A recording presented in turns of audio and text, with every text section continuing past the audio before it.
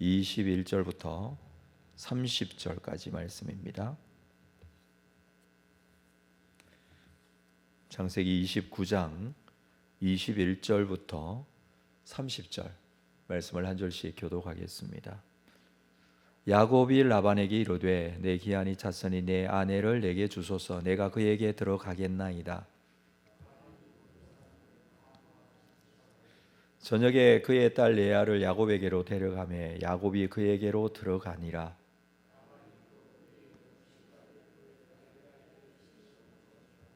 야곱이 아침에 보니 레아라. 라반에게 이르되 외삼촌이 어찌하여 내게 이같이 행하셨나이까? 내가 라헬을 위하여 외삼촌을 섬기지 아니하였나이까? 외삼촌이 나를 속이심은 어찌 됨이니까?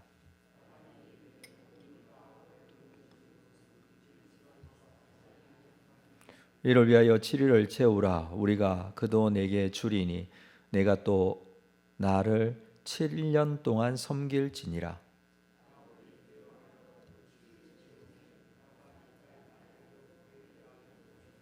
라반이 또 그의 여종 비라를 그의 딸 라헬에게 주어 시녀가 되게 하며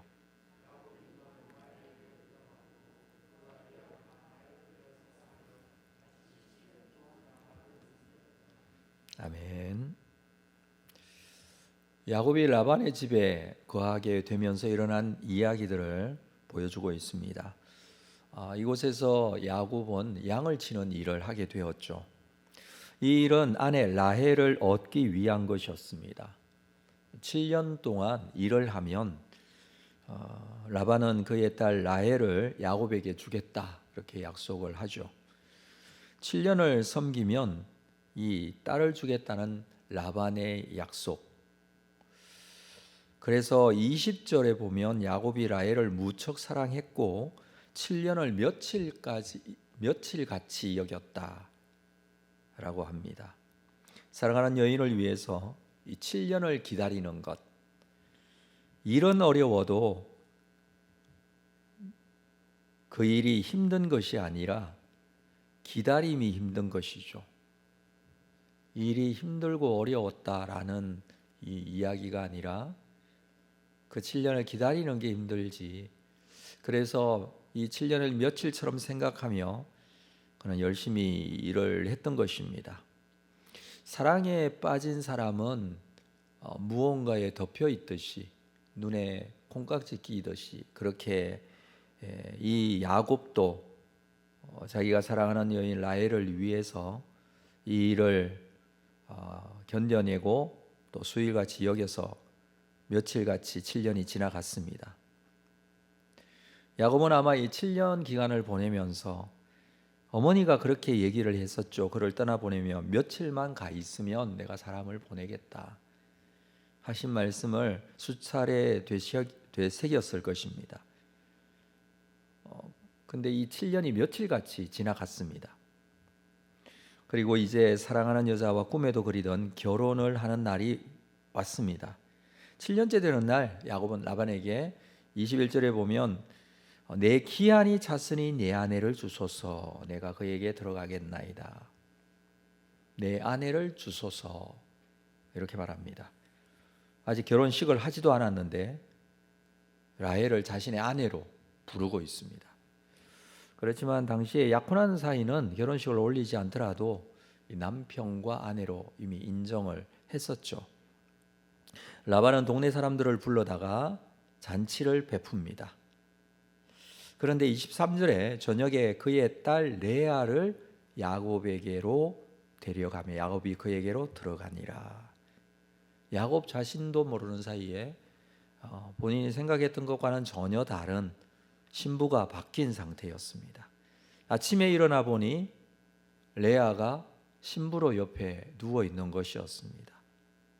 아마 그 전날 잔치에 야곱도 술에 취했던 것 같고 이 교활한 외삼촌 라반이 딸을 바꿔서 레아부터 먼저 야곱에게 들여 보냈던 것이었죠. 라반을 믿었던 야곱이 야곱에게 이 외삼촌 라반이 아주 그 순진한 마음을 속였던 것입니다. 이 내용에 대해서 야곱이 항의를 합니다. 25절에 야곱이 아침에 보니 레아라 라반이 이르되 외삼촌이 어찌하여 내게 이같이 행하셨나이까? 내가 라헬을 위하여 외삼촌을 섬기지 아니하였나이까? 외삼촌이 나를 속이면 어찌 됨이니까? 이런 질문들을 하고 있습니다. 항의하며 자기의 억울함을 얘기합니다. 이 야곱의 취기, 그리고 신방의 어두움, 또 이쪽 지방 사람들이 하고 있었던 그 여인의 얼굴에 가리는 베일, 이런 것들을 이용해서 야곱을 속인 것이었죠. 자, 이 모습은 눈이 침침했던, 잘 보이지 않았던 아버지 이삭, 그 이삭을 야곱이 속였던 것과 같은, 야곱의 눈을 속여 라반도 라헬이 아닌 레아를 야곱의 아내로 들였던 것입니다. 지난 7년 동안 외삼촌의 집에서 일하면서 야곱이 라반에 대해서 몰랐을 리는 없을 것입니다. 그가 어떤 성품을 가지고 있고, 속이는 자 야곱이 속이는 자 라반을 몰라봤을 리는 없습니다. 그렇지만 야곱은 자신이 라반이 속일 수도 있겠다라는 생각보다는 이런 상황에서 본인이 사랑에 빠지고 라헬을 너무 좋아했기 때문에 그냥 이 일을 기다리고 있어 이렇게 속아 넘어간 것이었죠.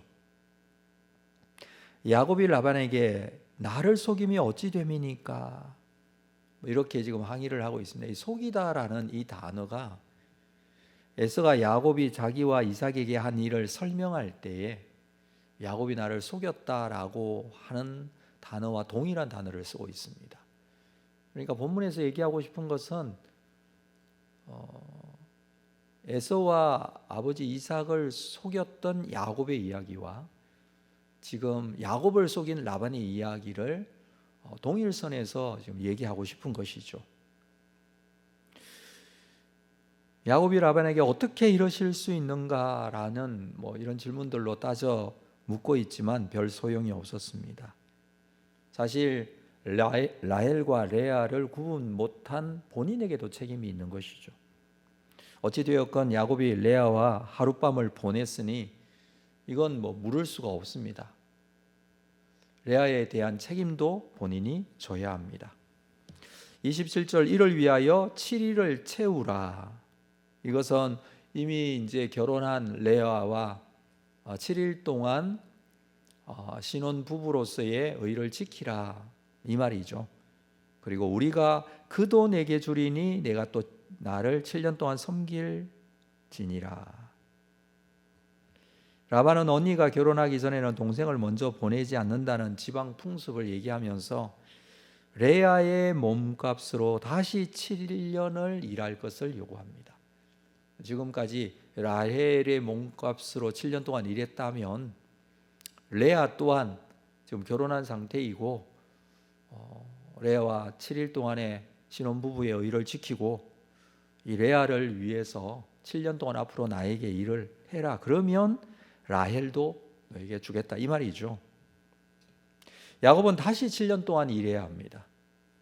이것이 그가 사랑하는 라헬을 얻을 수 있는 유일한 방법이기 때문입니다.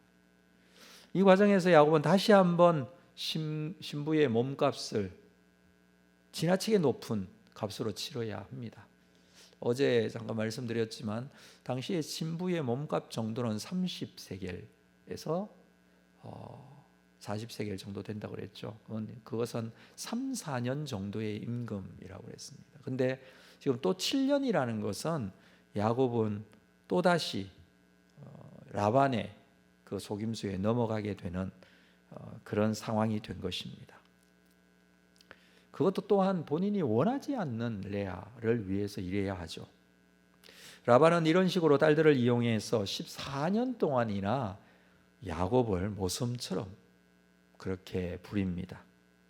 30절을 볼까요? 야곱이 또한 라헬에게로 들어갔고, 이 말은 레아와의 그 신혼부부의 의를 7일 동안 지키고 나서 또 라헬과 결혼을 바로 하게 되죠. 그래서 라헬에게로 들어갑니다. 그가 레아보다 라헬을 더 사랑하여 다시 7년 동안 라반을 섬겼더라. 야곱은 7년 송사리를 다시 약속하고 나서야 라헬과 결혼할 수 있었던 것입니다. 야곱은 라반에게 속아서 치른 레아와의 결혼식 잔치가 끝난 7일 후에 라헬과 다시 결혼식을 올렸습니다. 아마 지난 7년 동안 라헬을 사모하며 흥분했던 그 감정이 이제는 많이 사그라들었을 것입니다. 울며 겨자 먹기로 라반의 요구에 응할 수밖에 없는 처지, 앞으로 또 7년 동안 이 속임수 때문에 본인이 일을 해야 되는 그런 상황, 이러한 일로 자신을 속인 외삼촌 라반이 마음속에 얼마나 미웠을까, 이 생각을 해봅니다. 마찬가지로 야곱에게 속은 이 에서의 마음, 야곱이 얼마나 미웠을까, 이 생각도 또한 해봅니다.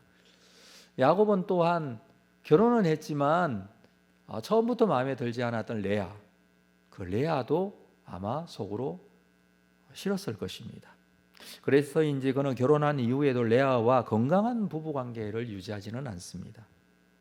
야곱에게 지난 7년은 사랑하는 라헬을 위한 시간이기에 아주 7일을 며칠같이 여기며 지나갔지만 앞으로 7년, 이것은 견디기 힘든 시간들이 될 것입니다.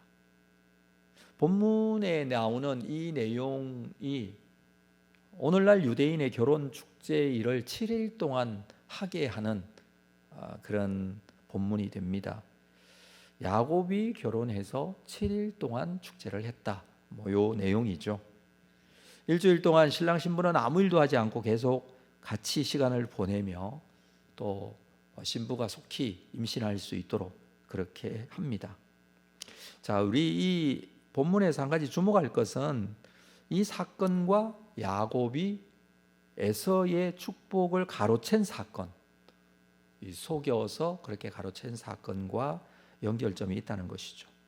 동생 야곱이 아버지 이삭에게 자신을 형 에서로 속였습니다.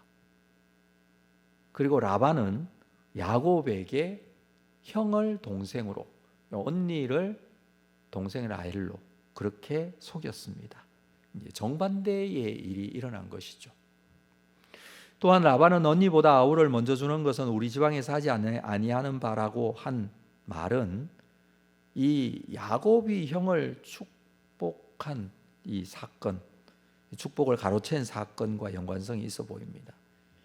레아와 라헬의 언니 동생 관계는 에서와 야곱의 질투와 시기로 얼룩진 이 형 동생의 관계, 이 두 관계를 생각하게 하죠. 심은 대로 거두게 하시는 하나님의 심판이라고 할 수 있습니다. 이 본문을 통해서, 이 사건을 통해서 하나님이 야곱이 이삭을 속여서 형의 축복을 가로챈 것, 그건 절대 기뻐하시지 않으신다라는 것을 말하고자 합니다. 결과를 가지고 과정을 정당화시키려는 생각은 버려야 하죠. 하나님은 이러한 도덕성을 굉장히 중요하게 여기십니다. 때문에 거룩하지 않은 방법으로 그를 섬기는 일을 절대 기뻐하시지 않습니다. 하나님의 역사는 항상 세 가지가 일치해야 함을 우리가 기억해야 합니다. 첫 번째는 하나님의 뜻, 그리고 하나님의 때, 그리고 세 번째 하나님의 방법. 하나님의 뜻을 잘 분별해야 하죠. 두 번째로 하나님의 때를 기다려야 합니다. 그리고 하나님의 방법으로 살아야 합니다. 물론 하나님께서 작정하신 뜻대로 야곱을 통해서 하나님의 놀라운 이 축복의 통로를 만들어 가십니다. 그렇지만 야곱이 살아내야 했던 삶의 자리에서 그가 했던, 남을 속이고 가로채고 했던 이 모든 것들은 하나님께서 바로 잡으십니다. 잘못된 것에 대해서 확실하게. 그래서 하나님은 하나님의 뜻에 맞게 하나님의 때를 기다릴 줄 알고 하나님의 방법으로 살 수 있도록 하십니다. 이 사실을 우리가 다시 한번 우리의 마음속에 깊이 생각하고, 오늘도 우리가 정말 하나님의 자녀로서의 온전한 또 거룩한, 그리고 하나님의 그 뜻과 때를 기다릴 줄 아는 믿음의 사람 다 될 수 있기를 주님의 이름으로 축복합니다. 기도하겠습니다. 거룩하신 아버지 하나님, 오늘도 이 아침에 우리에게 주신 말씀, 우리가 함께 나누면서 그 하나님의 뜻과 그 때와 그 방법을 놓치지 않고 살아가는 삶이 되기를 원합니다. 나의 뜻, 나의 때, 나의 방법이 아닌 것을 우리가 알게 하시고 하나님의 기뻐하심을 따라서 순종하며 나아가는 귀한 은혜의 삶이 될 수 있도록 축복하여 주옵소서. 예수님의 이름으로 기도합니다. 아멘.